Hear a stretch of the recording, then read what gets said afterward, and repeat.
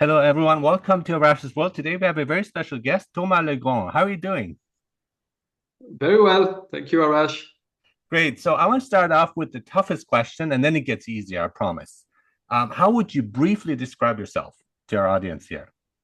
Um, okay, well, I usually describe myself as a wisdom seeker, a social scientist, and a regeneration professional.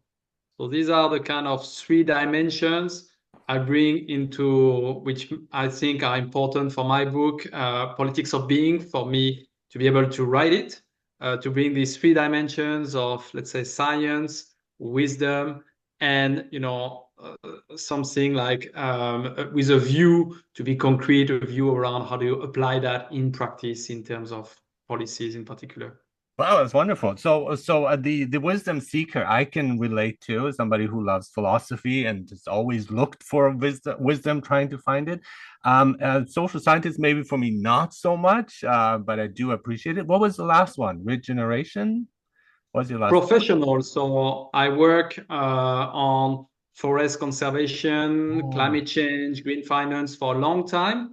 And now I'm focusing on the link between inner transformation and systemic transformation in the food systems with a UN initiative called Conscious Food Systems Alliance. Oh yeah, wonderful. Yeah, that's very diverse. So I want to talk today mostly about your book, Politics of Being: Wisdom and Science for a New Development Paradigm, which is highly endorsed by Deepak Chopra. It was and well done. That's awesome. And so I want to talk about the being part, politics of being. I find that very fascinating. So what is it and what is it not? I think that's also important to see the distinction of like how things are done and how things ought to be done, or would be better, would be a new, a good paradigm to dive into. So let's get started. What do you think? Yeah. So, as sustainability or regeneration professional, I've come to the conclusion that there is little we can achieve if we don't change our view of progress. So, let's say at the moment we understand progress or development mainly as economic growth, or let's say having. And I think we need to shift that bottom line to what I believe is a true human flourishing, which is about being more, as the Earth Charter said. I build on this vision of the Earth Charter, which says when basic needs have been met, human development is primarily about being more rather than having more. And I actually think even to achieve, to allow everyone to meet their basic needs, we need to be more. We need that kind of value change. And I was surprised to realize that nobody really developed what does being more means, both in theory and in practice, in the way we organize society. So that's why I've developed that vision in my book, Politics of Being. What would that mean in different systems, in different sectors? For a society to organize for being more instead of having more, and why is it so needed nowadays? That is a Um, very, very good distinction because our focus is on having, and our focus is also limited in time because when you want growth, you want to have the success and within a short time span, right? So for me, something interesting was the idea of, for example, investing as a politician into infrastructure, let's say transit. And it doesn't immediately make you money because you don't get rich. It's like, oh yeah, we made a lot of profit through transit, but it does in the long term because you're helping people to move, you're helping people to find better jobs, to get educated. So it kind of indirectly it grows, but you don't get immediate tangible results. And I think that's the problem with politics, in my view. It's like because their term is also limited, it's like we need to have results quickly so that people will vote us in again, and that's not helping overall. Is that correct? yeah, that's part of the problem we have with our democratic systems at the moment, the incapacity to take into account the long term. Hmm. But I would say even in your if we invest in infrastructure, I think the question we should ask ourselves is more not only will it pay back, but also will it, pay back in terms of being more? Is that something that will really improve, the well-being of people, and not only just support that kind of trend for that kind of bottom line of economic growth? And everyone is profiting from that too, and they don't always pay back to it. So the companies, they using the infrastructure to move their Mhm. products too, and it seems like then they try to get away with loopholes by not paying taxes, and I think that is completely unfair because you're taking advantage of what people have created for you, so you Mhm. should pay your fair share as well, right? Yeah, definitely. Well, there's a lot of unfair things with how the economic systems is run, uh, and I think we need that kind of a value shift, a very deep one, so that seeing that right now we could say it's kind of normal for everyone to pursue their own self-interest, and somehow it has uh, historically somehow become smart to do so, while before it was first of all not morally acceptable, right, in so many cases. So we have both somehow that vision of let's say the homo economicus, as economists say, assuming that it's normal for human beings to be selfish and only pursue their own material self-interest, and we really need to change that, and make that kind of behaviors by companies just not acceptable, and to the point that there would be no company left to behave like that. So that's a kind of value shift I'm proposing. I love the idea of full potential because that's something as somebody who's into mental health and really talks about it. And again, Maslow of the idea of like, you reach your fullest potential and as a human being too, but also seeing that not just as a human, but also in terms of society. And I think that is something we also forget too, because if it's great if we focus on ourselves, but kind of extending that also to the whole surrounding us. And what is necessarily like the full potential is not just having a big bank account. I think that's been in the drive of having again, but more like really like developing in terms of again spiritual beings that we are. And I think that's something we probably have in common too. I think we can strive much higher as individuals and then affect the society and change that as well because we are part of society. We're not on our own. Mhm. Exactly.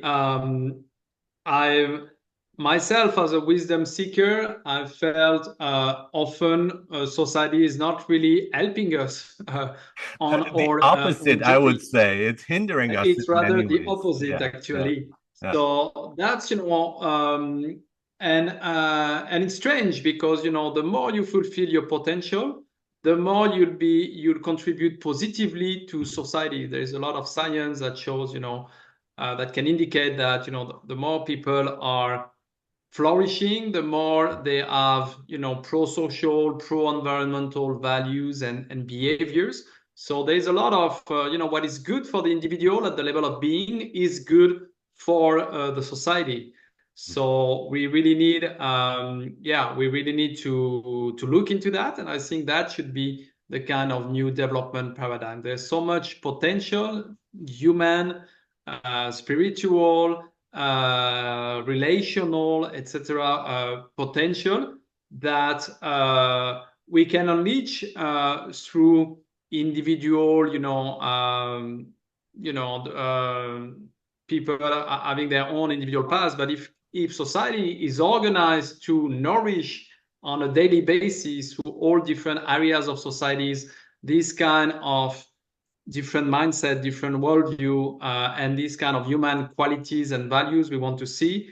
That I think is needed if we think we want this important cultural change, even spiritual change, and we want that to be, to make evolve the whole, the whole population. we need to harness the power of institutions, like laws and policies.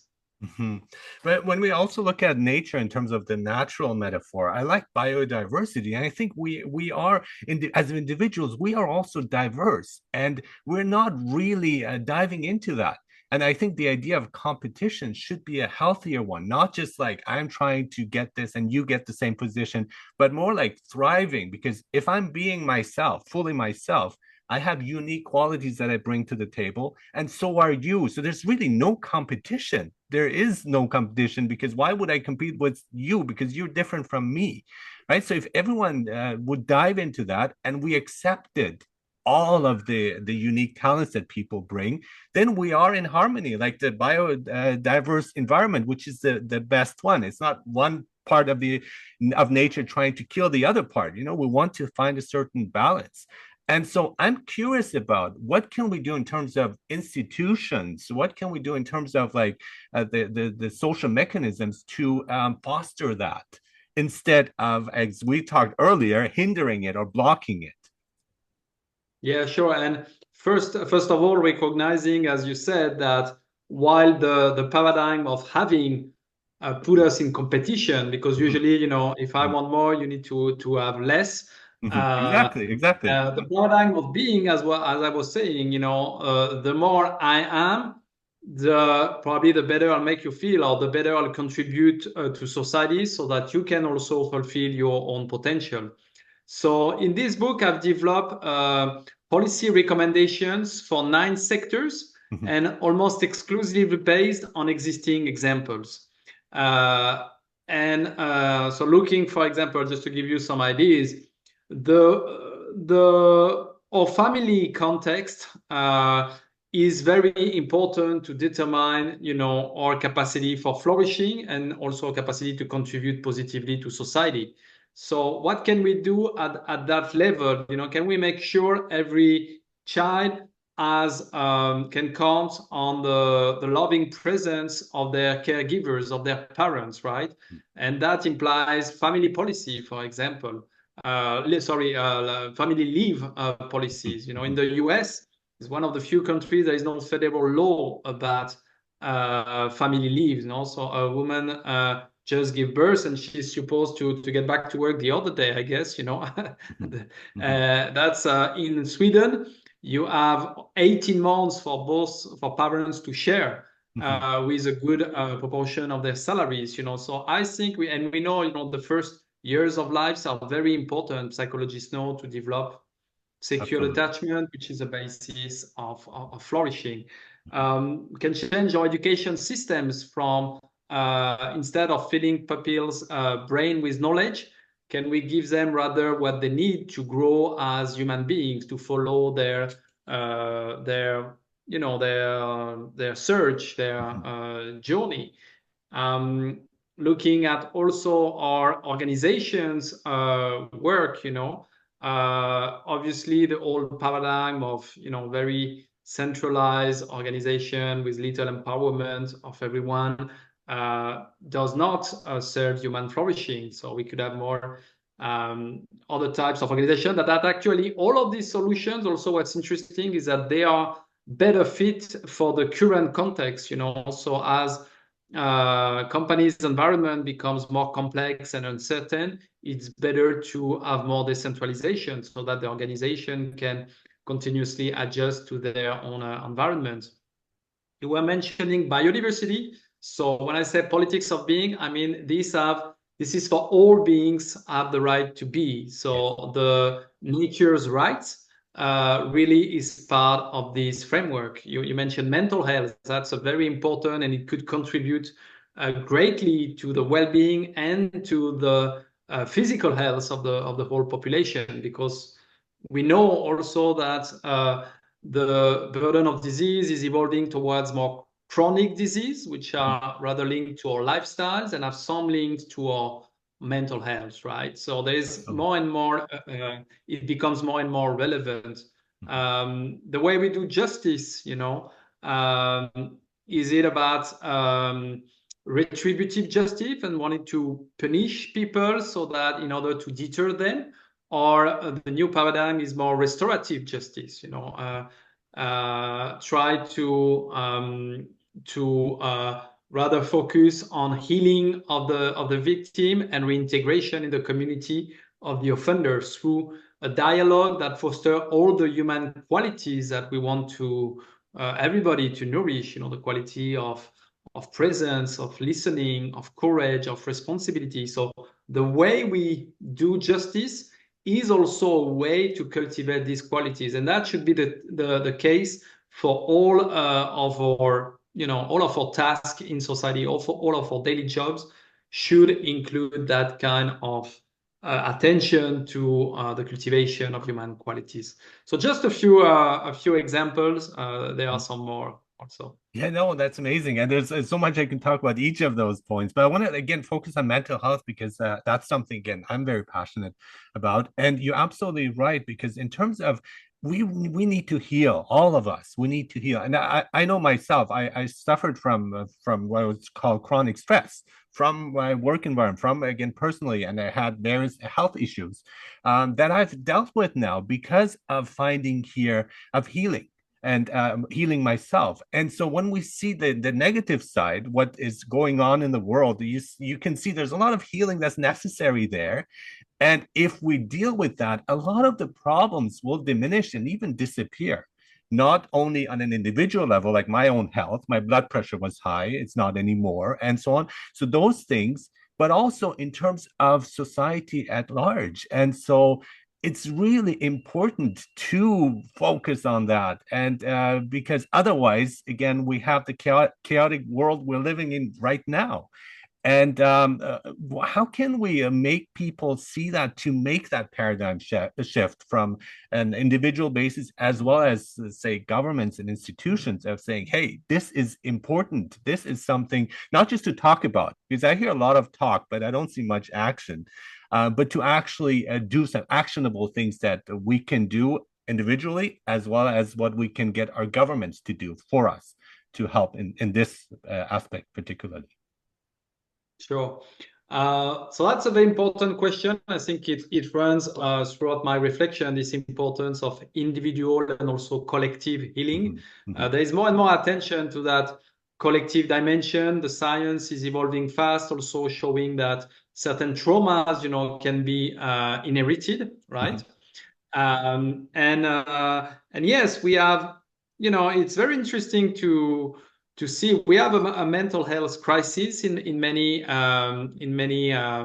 modern rich countries, and these are actually huge costs for societies, especially through the link with absence to work in terms of productivity, etc. So, and it's funny to see. I think in rich countries, maybe only a third of the people who suffers from mental health issue have access to treatments. So I think there's a really big question, why do we let that unattended? Also, the science, the cost of all the traumas, especially, on children, will have a huge cost also for societies. Many people you'll find in jail will count a lot of traumatic experience that has been well documented. So that has a huge cost for society, whether it's in terms of crimes or in terms of productivity. And somehow I think there's a kind of taboo. We don't want to look so much, to acknowledge that, because it has to do with all of us at the end. And as we know, most of us prefer to ignore that kind of trauma, whether they are individual or collective. We don't feel comfortable. It can be overwhelming.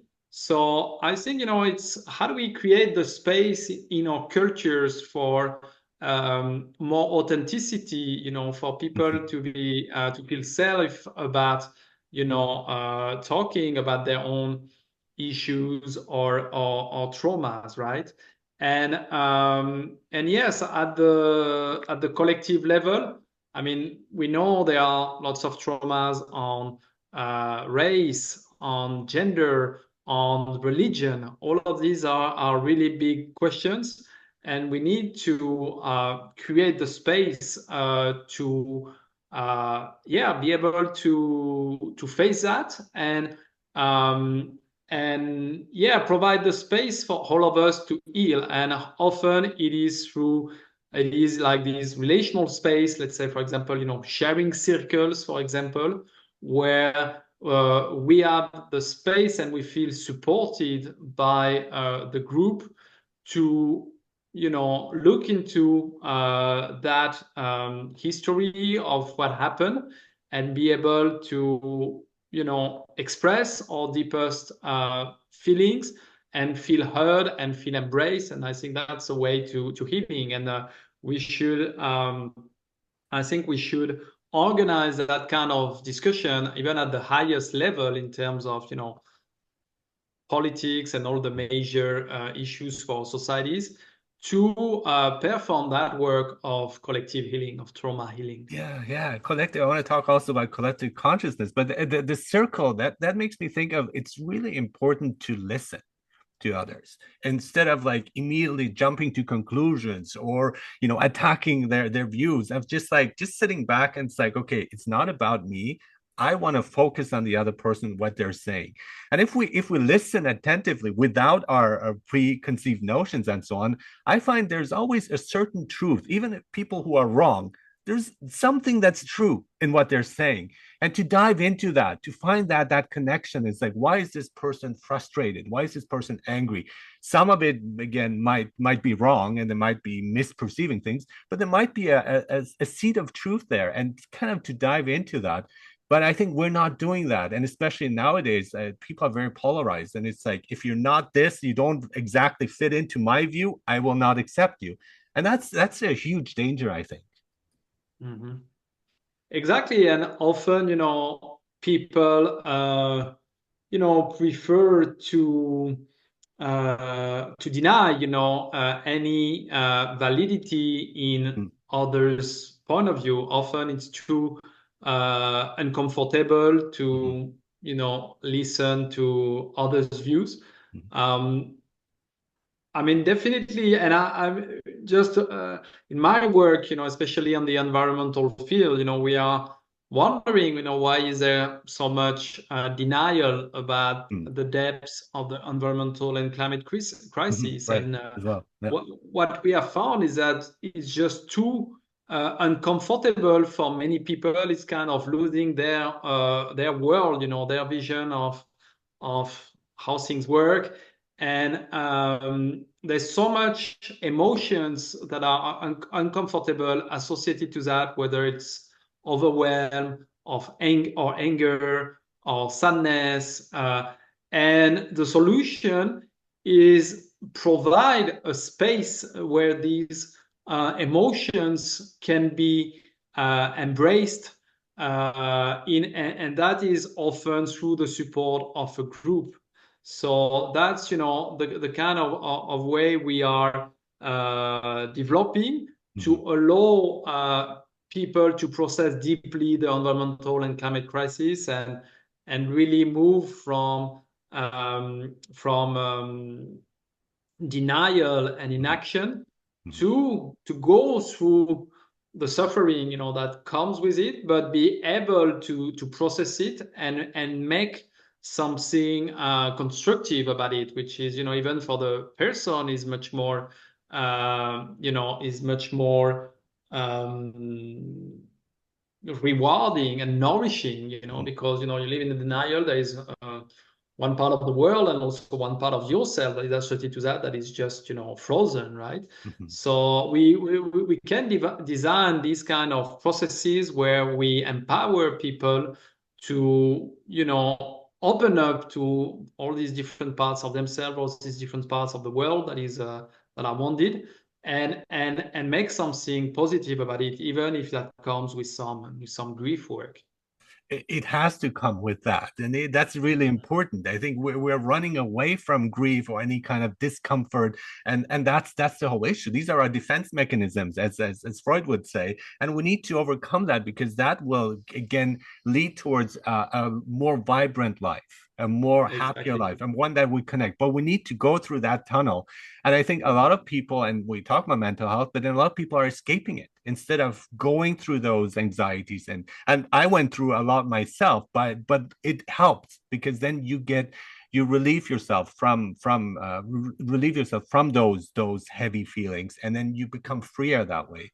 But we're scared of it, and we get kind of trapped in our comfort zone, our bubble, and we think and deny things, right? That's also one way of doing it.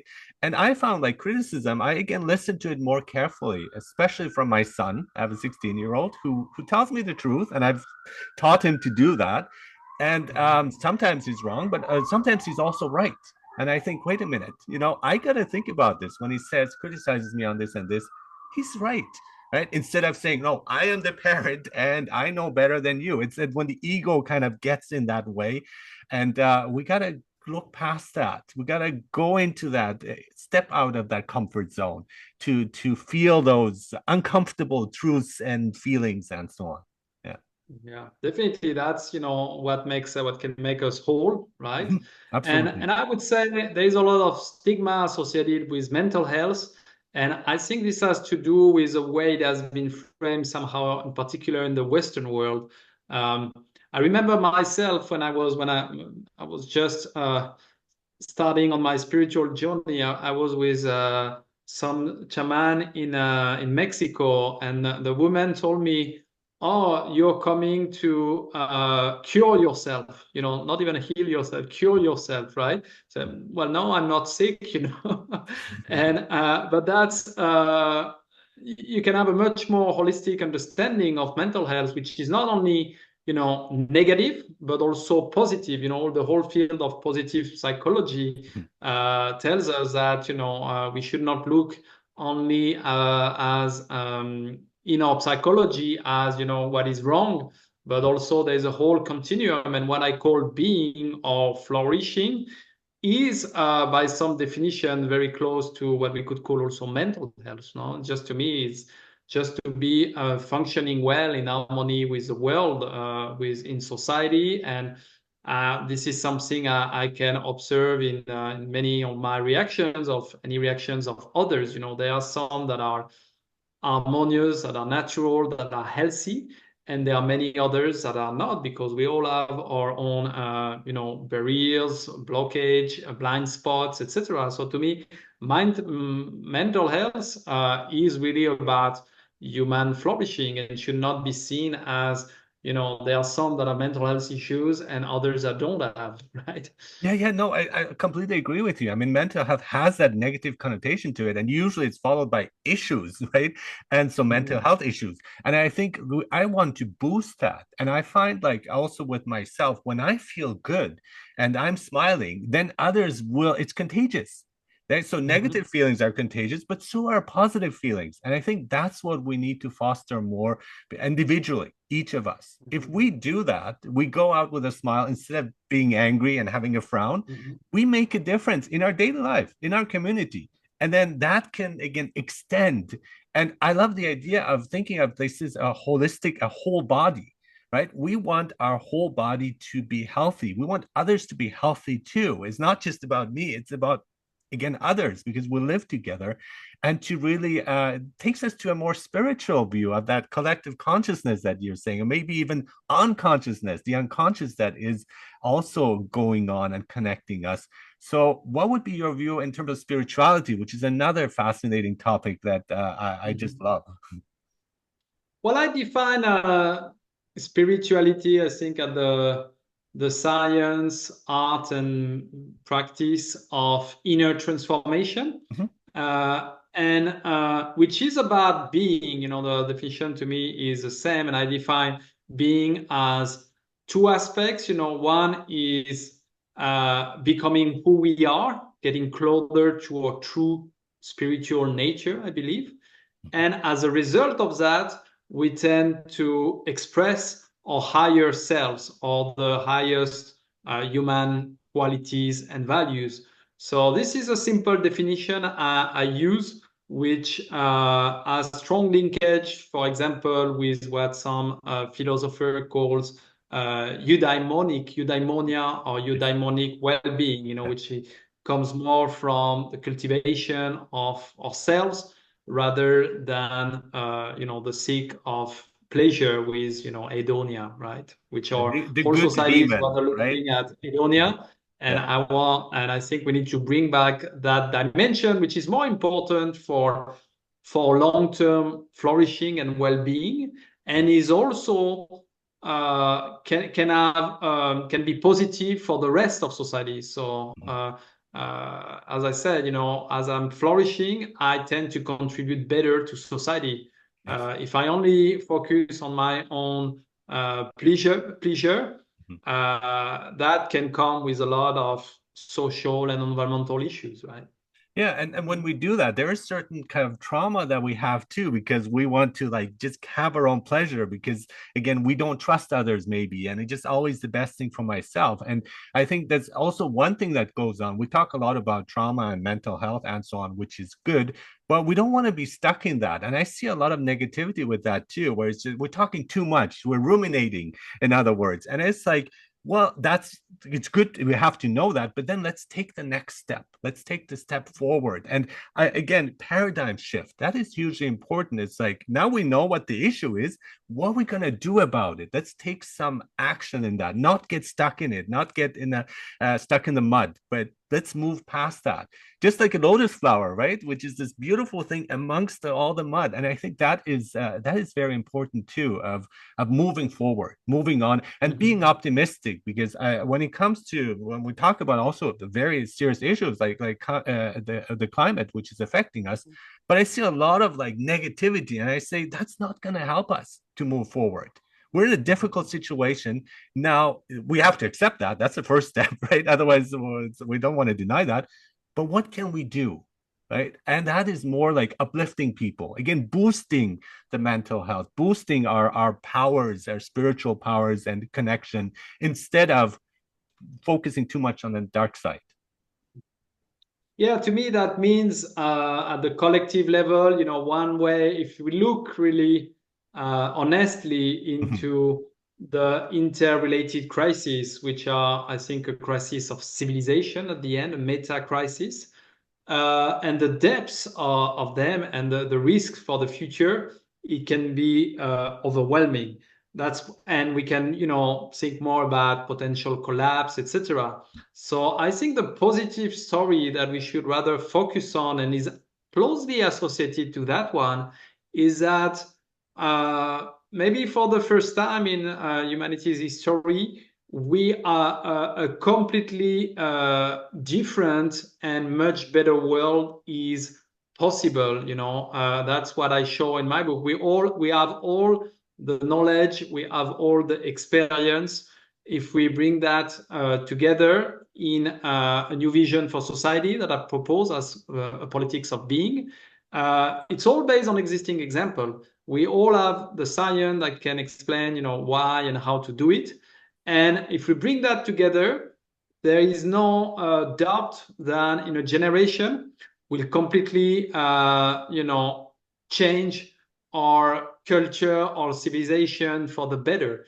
And that has been, some spiritual teachers have been announcing that transformation for a very long time.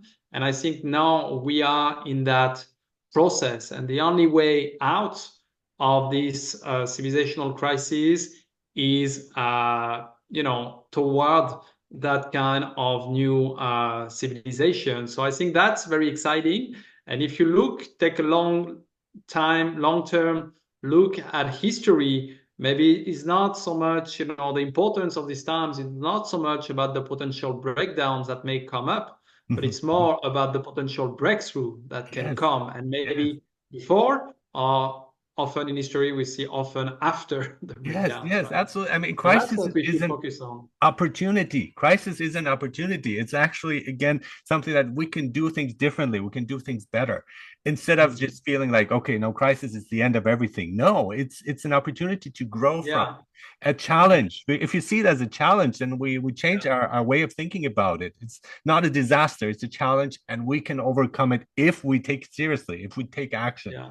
if we put in the And I effort. think it's the only way that we can make that long-awaited transformation. If we Mhm, were not forced to do it as a kind of survival imperative, mhm, I don't think we would be. If you look at, the way it works with people, mhm. often, people have really to be in trouble to start to look Yeah. inside and transform. So I think that's exactly the same for societies. So at some point, we also need all these pressures from outside for us to transform so that we can make it.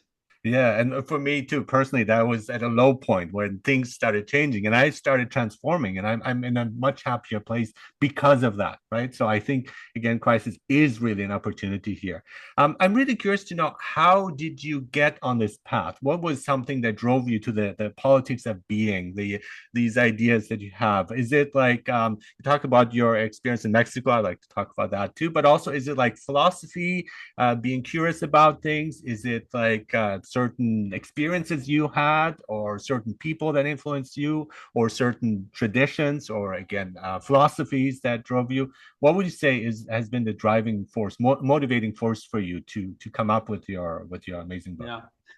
So as I was saying in the beginning, I think it brings together my spiritual life, my professional life, and also my research as a social scientist. So first of all is of course my spiritual life, which could say really I started really to prioritize it as a result of encounter with shamans and native spirituality in Mexico when I was finishing my study.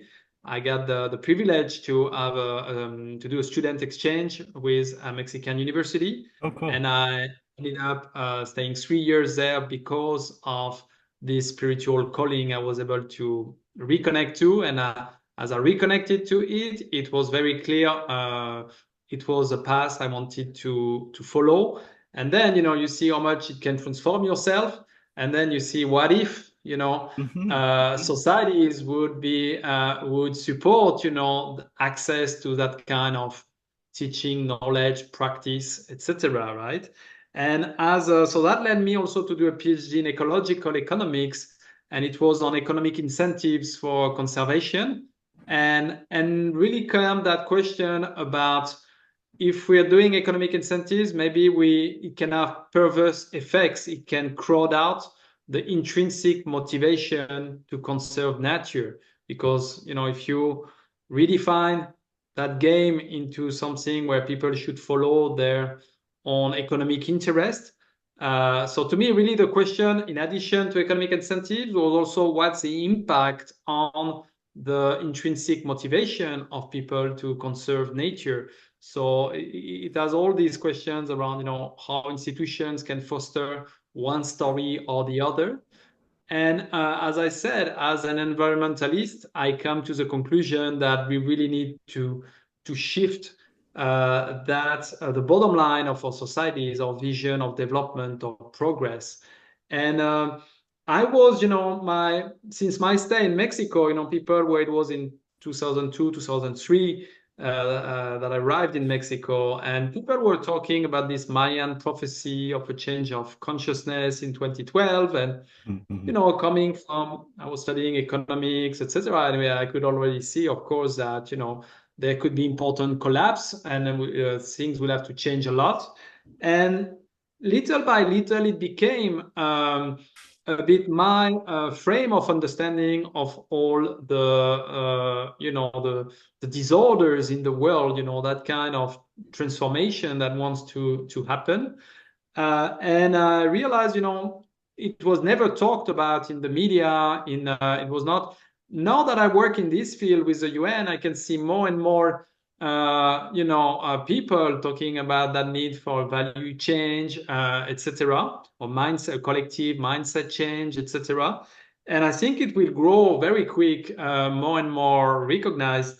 So yeah, I really wanted to expose that vision in a way that can be understandable and that can be related to many issues we are facing in many different sectors. That's what I show in that often, the missing element, the missing dimension comes from that dimension of being, of values, mindsets, because we have so much focused on external solutions, on technology, etc., so that at the end, to all the solutions now are more on the side of the being. So, and I wanted to make that case in a way that people can really understand, and in a way that relates to these conversations.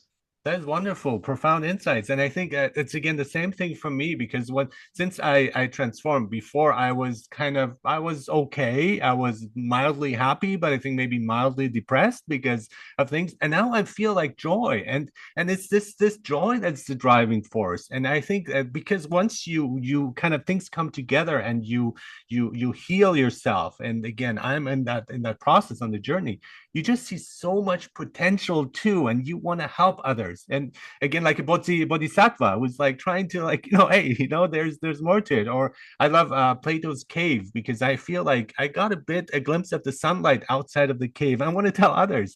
And it's really important for them to see that too. Because once if I experience it, so can they. And it's hard work. It's tough to Yeah. sometimes get through to people. But again, wonderful work. Thank you for your book. It's Politics of Being, Wisdom and Science for a New Development Program Paradigm. Sorry, not program, paradigm is even more important, paradigm. And your wisdom seeker, social scientist, author, sustainability practitioner, Thomas Legrand. Thank you so much for being on Rash's World. Such a pleasure. Thank you, Araj, for the great conversation. Pleasure to be with you.